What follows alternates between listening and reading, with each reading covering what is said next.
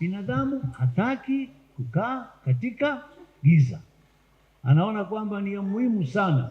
Na hata watu wa kijijini wale ambao sasa labda hawana bahati ya umeme ya TANESCO, basi watajawa wewe koroboi, sijui watajaza nini, mradi wawe na kamwanga. Kukaa katika giza hatupendi sana, kwa sababu tunajua kunaweza kuwepo hatari ya aina yoyote ile ambapo inaweza kukudhuru. Na sasa jambo hilo tumeona ni la maana sana kuwa na mwanga katika giza, ili tusidhuru katika mwili wetu, tusije tukapata majanga, tusije tukapata shida, tuone adui, tuone chochote kile ambacho kinaweza kuhatarisha uzima wetu. Kwa upande wa mwili tumefaulu sana. Binadamu tangu anapozaliwa, unajua tunapokaa tumboni mwa mama tunakaa miezi 9 tukiwa na giza. Pale ndani ni giza tu, hatuoni mwanga. Lakini tunapotoka nje, tunapozaliwa, tunaona ulimwengu tofauti sana. Hicho tunachokiona sasa hivi tukiwa pale hatuioni. Ni nzuri sana zaidi kuliko tulivyofikiria kwamba tutakaa pale kwa mama basi itakuwa vizuri kabisa, hamna kitu kilicho kizuri zaidi. Lakini unapotoka na unapoanza kuona mwanga, ni kweli watoto mwanzoni basi macho yao mpaka wazoee mwanga, lakini kwa vyovyote kadiri wanavyozoea wanaona uzuri wa mwanga. Sidhani kama wanapenda tena kurudi tumboni mwa mama, kwa sababu ulimwengu wa nje ni nzuri kuliko ule wa ndani wa giza. Hasa ndugu zangu, tumesema hivyo kwa ajili ya mwili. Je, kuna giza nyingine ambayo tunapaswa kuiogopa mbali na giza la kutokuwa na jua? Ndiyo, ipo. Sasa katika Jumapili hizi za mwanzo ya tulipomaliza mambo ya Krismasi, tunaanza kuona hatua za kwanza ambazo Yesu ameanza kuzitembea baada ya ubatizo wake. Na kazi yake ataanza kuonyesha, na masomo andiko yanatuonyesha kwa namna gani ahadi zilizotolewa katika Agano la Kale Yesu atakapoanza kuzikamilisha. Ahadi zile ambazo zilikuwa zimetabiriwa sasa zinaanza kuwepo katika uhalisia wa maisha. Jumapili iliyopita tuliona mwana kondoo ambaye damu yake ilikuwa imepakwa huko katika vizingiti ya nyumba wakati wa zamani walipokuwa utumwani Misri, na damu hile iliwakomboa katika utumwa wa Farao. Lakini Yesu sasa mwana kondoo mpya tumeona Jumapili iliyopita, anayekuja mwana kondoo wa Mungu aondoaye dhambi za dunia. Anakuja sio kulinda tu vizingiti ya milango, bali kulinda roho zetu, na kwamba anachukua dhambi zetu, anaondoa kabisa. Kule malaika alipopita, alipoona damu ya kondoo ilipaka pale katika nyumba, basi walitoka huko, hawakuweza maafa pale ndani. Lakini sasa Yesu anakuja, anachukua, anajua kwamba dhambi hizo zinapaswa kubebwa naye na kuzipeleka msalabani ili aweze kutufungulia. Dhambi imetufungia njia ya kwenda mbinguni. Damu yake inayotolewa sasa imetufungulia njia ya kwenda mbinguni. Sasa ni uamuzi wa kila mmoja wetu, aende asiende katika utukufu wa ufufuko. Hapa ni shughuli ya kila mmoja binafsi. Lakini hapo awali, hata kama ungekuwa na namna gani uwe mwema, usingeingiza. Mlango ilikuwa imefungwa tangu Adamu na Eva walipofunga yale mambo yao paradisi. Mlango ya paradisi ilikuwa imefungwa. Ilihitajika damu ya mwana kondoo ndio achukue dhambi zetu zote, azipeleke msalabani, alipe badala yetu, afe, afufuke, atufungulie sasa katika ufufuko njia ya kwenda mbinguni. Ndio Jumapili iliyopita. Sasa Jumapili ya leo tena tuna Nabii Isaya ambaye alitoa kwa watu waliokuwa wanaenda utumwani. Sasa sio tena Misri bali Babilonia. Sawa, walikutanika huko Zabuloni, sehemu ya nchi ya Naftali. Walichukuliwa pale na sasa walianza kupelekwa utumwani. Sasa Nabii Isaya akasema, jamani, mwanga mpya utatokea. ambapo ninyi mnaopelekwa utumwani mambo yatabadilika, mtarudi tena na mtarudi kwa furaha sana. Nisamehe kama nitawasomea tena maneno hayo ya nabii Isaya ambayo ni msingi ya kuweza kuona kwamba Yesu sasa anakuja, anatimiza kile ambao wao wameahidiwa. Ni kweli wameondolewa baadaye katika utumwani huko Babilonia, ni kweli, lakini sasa hii unaona ni kila mara ni kuondolewa katika mwili. Walikuwa watumwa kimwili, na yule mfalme wao wale wa Babilonia mwisho atawaruhusu warudi kwao huko Yerusalemu na kadhalika. Lakini sasa yeye nabii Isaya anapowaona hawa wanaondoka wakiwa wamehuzunika, wakiwa wamevunjika moyo, wakiwa wameona kwamba mipango yao yote walioyafanya mpaka pale ya biashara, ya kujiendeleza, ya utajiri, ya mafanikio, ya mavuno, yote sasa yamesambaratika. Wewe fikiri walivyokuwa pale wamepigwa mistari, walivyokuwa na huzuni. Na nabii Isaya alisema hapo kwanza baba aliigiza nchi ya Zabuloni na Naftali katika hali ya kudharauliwa. Watu walijikuta pale kwamba wamedharauliwa, lakini zamani za mwisho wameifanya kuwa tukufu, karibu na njia ya bahari ng'ambo ya Yordani, Galilaya ya mataifa. Watu wale waliokwenda katika giza wameona nuru kuu. Wale waliokaa katika nchi ya uvuli wa mauti, nuru imewaangaza. Na baadaye wanasema wameliongezea taifa, umewazidishia furaha yao, na wakafurahi mbele zako kama watu wanaokwenda kuvuna. Ndugu zangu, kama nilivyosema, wewe tujiweke kama katika mawazo ya wale watu. Wamefanya kila kitu katika nchi yao, wamejenga nyumba, wamefanya biashara, wameoa, wameolewa, wamekuwa na matajiri, wamekuwa nini. Sasa alikuja yule mfalme wa Babilonia akasambarazika kila kitu, na sasa akawachukua na wapeleka utumwani. Walikuwa na huzuni kweli, walikuwa wamepindika kabisa, wakaona hakuna tena matumaini katika maisha yetu. Na nabii anamwambia kwa hawa mwanga mpya utatokea na utawaangaza tena, tena mtafanyiwa watu ambao mtakuwa na furaha, kama watu wanaokwenda kuvuna. Sio watu wanaokwenda kulima, watu wanaokwenda kuvuna. Hasa ndugu zangu, hiyo nchi ya Zabuloni, baadaye sasa tumeona Yesu sasa katika Injili kwamba alipo baada ya Yohane sasa ameenda huko katika nchi ya Zabuloni na Naftali. Sasa muelewe, sio ni jiografia maana yake ni nini, baadaye tutarudia kwenye mambo ya kiroho. Kwa hiyo sasa Yesu alipokwenda kuwahubiri, alienda mipakani mwa nchi ya Wayahudi, ambapo walikuwa wanakaa watu wenye dhambi na watu wapagani. Alienda Yerusalemu kwanza kuwahubiria wale ambao walikuwa hata hawaoni kwamba wanahitaji mabadiliko. Wale waliokuwa wanahitaji mabadiliko na walikuwa wanahitaji hali ya kubadilika katika maisha yao ni wale waliokuwa wanakaa mipakani, wale waliokuwa wanakaa katika giza, kwa sababu walikuwa wamechanganya imani na kutokuwa na imani. Ameenda kuwahubiria wao kwamba ufalme wa mbinguni umefika. Hakwenda Yerusalemu, alienda kwa wale ambao walihitaji, na ndio akatimiza kile ambacho nabii Isaya alitabiri kwamba ufalme wa mbinguni umefika kwa ajili yenu. Tubuni na kuamini habari njema ya Injili. Tubuni na kuamini habari njema ya Injili, kwamba mwanga mpya umeangaza maisha yenu, mwanga ambao una ukweli ndani yake, una uzima ndani yake, una furaha ndani yake. Basi Yesu ndio alianza kufanya hivyo, akatimiza. Kwa hiyo kile ambacho nabii alitabiria, yeye sasa anaikamilisha katika uhalisia wa maisha ya watu. Watu gani? Wale walikuwa wapagani, wale walikuwa mpakani, wale waliokuwa wamechanganya imani ya kweli na imani ya mambo mengine. Basi ndio naenda kuwahubiria hawa watu.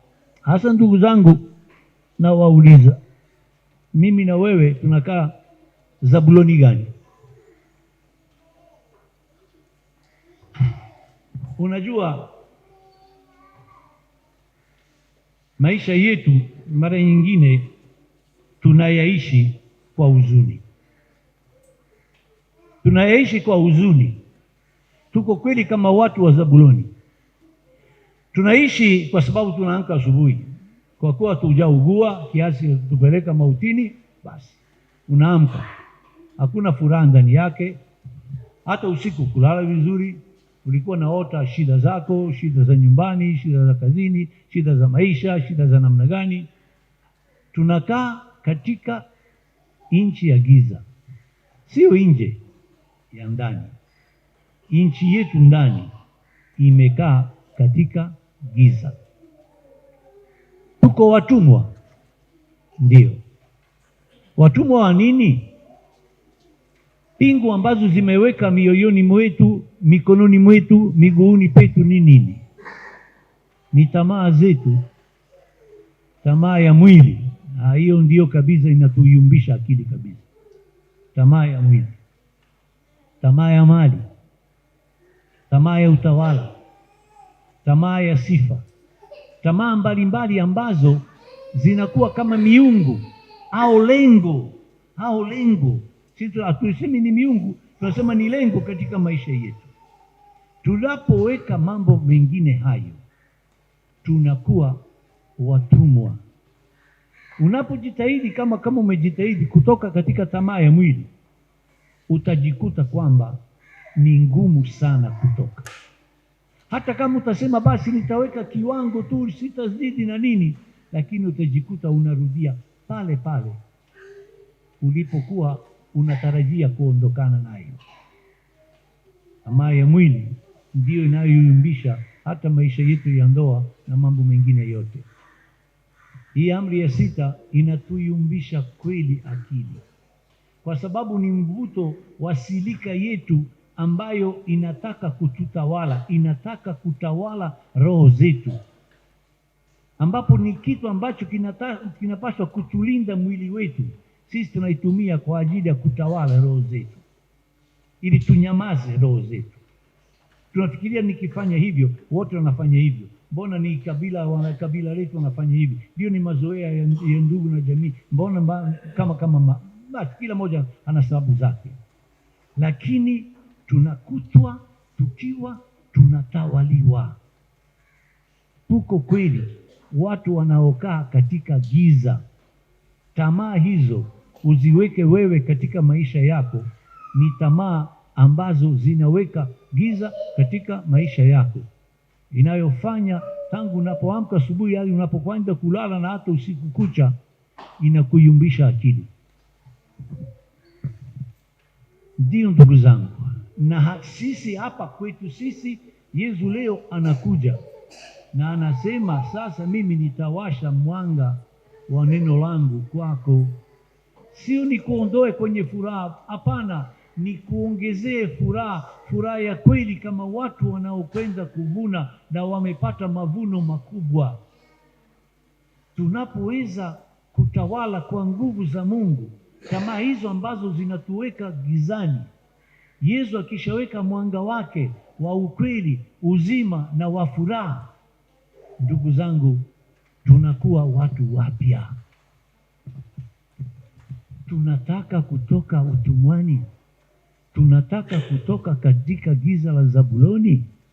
Tunataka ni ukweli ambao unapaswa kukaa chini na kusema, nakaa Zabuloni au sikai Zabuloni?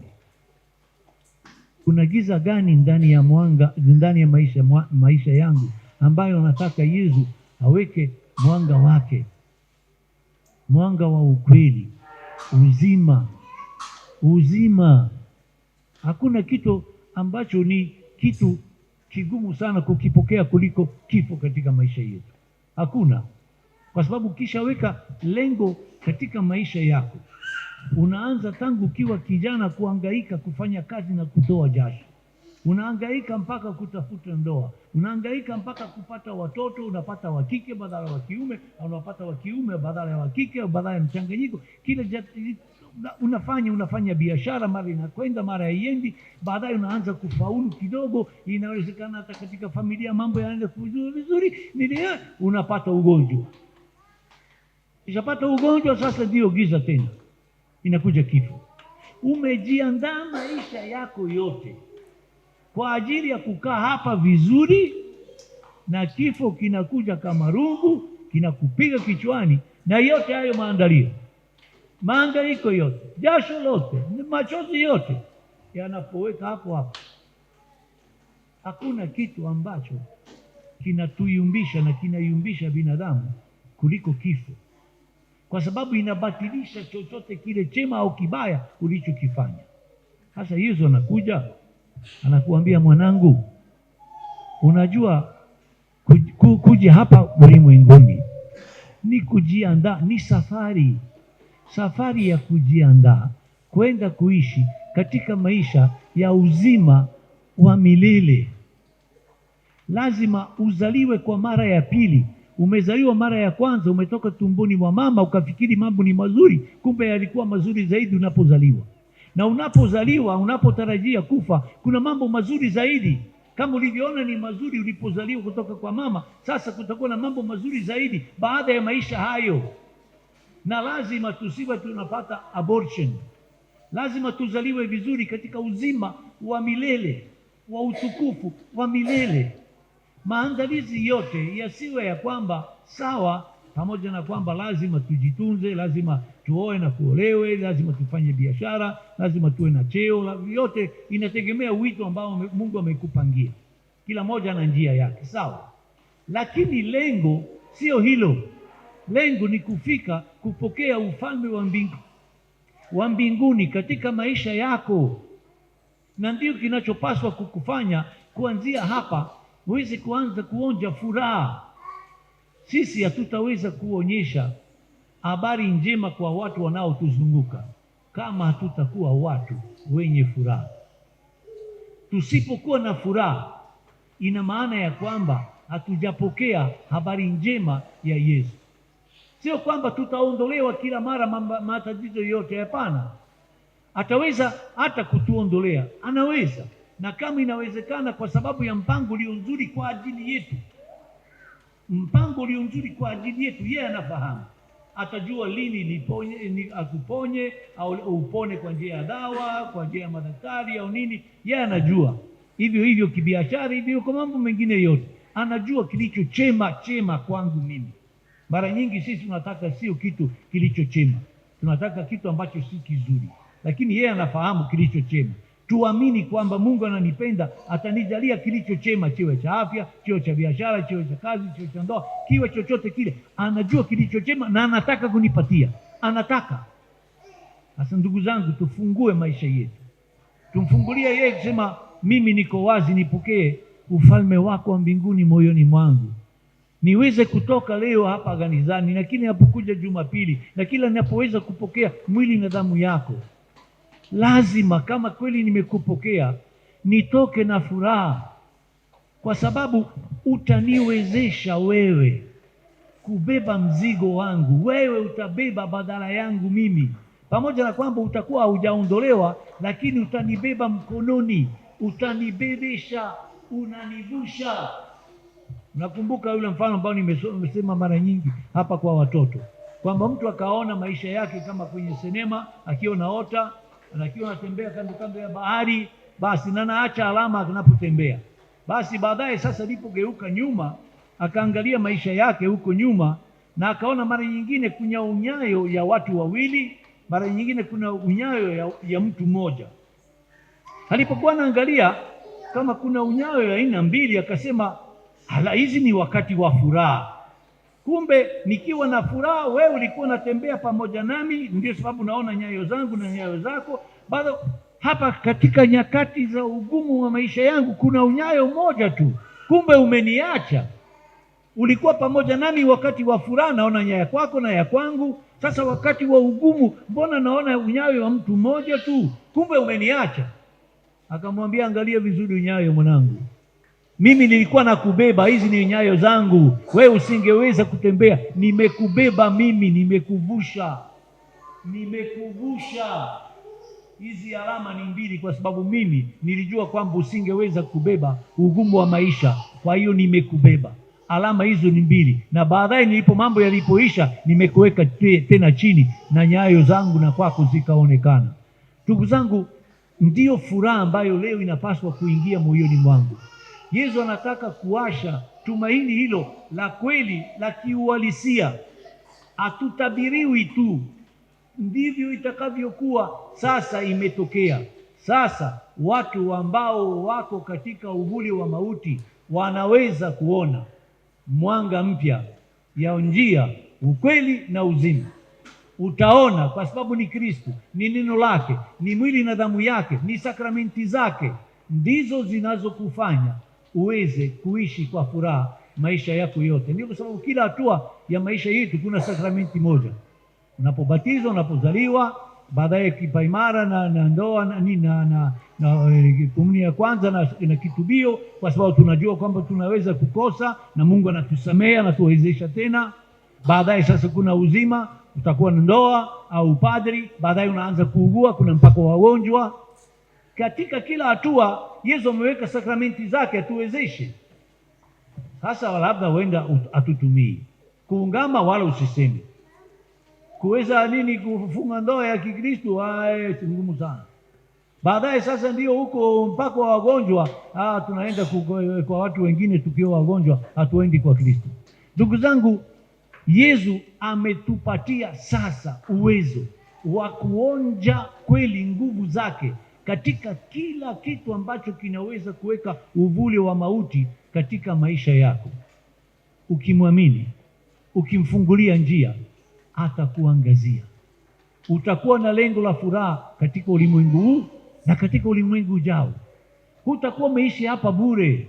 Hapana, utakuwa umefaulu katika lengo la kwenda kuishi katika uzima wa milele. Haidhuru kama ukuwa ndio tajiri sana katika ulimwengu huu, kama ulikuwa hujasifika sana, hujapata cheo kubwa sana, hata kama ulikuwa nani na nini, tunaweza kuingia katika ufalme wa mbinguni, sio kwa sababu ya mambo hayo, mafanikio ya ulimwengu, bado mafanikio ya kufanya mwanga wa Kristo na nguvu ya ukweli wa Kristo uweze kuingia katika maisha yako kama nguvu ya kuishi sasa, sio baadaye, kwamba Kristo yu hai. Hatuhitaji tena kutabiriwa kitu zitakazokuja. Sasa hivi tunaambiwa, ona katika maisha yako leo, umpokee leo, uache mwanga wake uangaze moyo wako, uone giza uliopo na vipengele gani vinakuweka katika giza, na umwambie leo, nataka unisaidie kuitoa. Kama ni kuitoa kwa njia ya sakramenti ya kitubio, nitaitoa katika njia ya sakramenti ya kitubio. Kama ni kubadilika katika namna yangu ya kuishi, basi iwe hivyo, nibadilike. Wewe unipe uwezo wa kubadilika, na mimi nitakaa kwa furaha kila siku ya maisha yangu. Tafadhali tusisahau, tusitoke hapa tukiwa na huzuni kama wale watu waliokuwa wanapelekwa utumwani. Tutoke hapa tukiwa na furaha na hakika ya kwamba Yesu atakuwa anatembea pamoja nasi, kando kando yetu. Kivuli chetu tunachokiona ni kivuli cha Kristo. Kivuli kile sio kivuli changu tu peke yangu, ni kivuli cha Kristo ambaye anatembea pamoja nami katika maisha yangu. Unapoweza kuwa na wasiwasi wote ule, uwe na hakika una silaha kubwa yatakayokuwezesha kuishi kama mtu ambaye amepokea ufalme wa mbinguni katika maisha yake. Uonje, ufurahie, na Mungu akupe furaha ya kweli. Tumsifu Yesu Kristo.